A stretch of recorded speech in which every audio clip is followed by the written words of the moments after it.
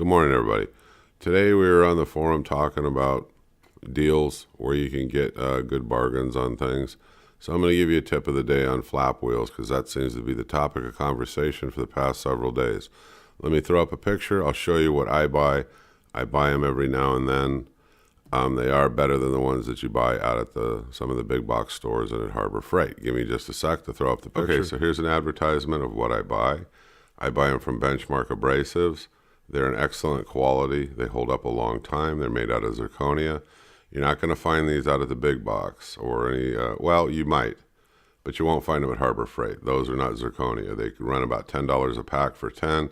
Everybody thinks it's such a great deal. Have I used them? Yes. I still use them. If I'm in a pinch, I do buy them. I have them laying around. But these are the ones that I buy because they last me so much longer. They're a great quality. They will grind your welds much better. And you got much more control when you've got better flap discs.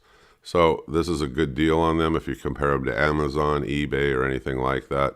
23 bucks, 10 of them. It's a good deal. It's your tip of the day. This is the Home Handyman. I hope to see you again soon. Don't forget to click subscribe. Have a good day, folks. Bye-bye.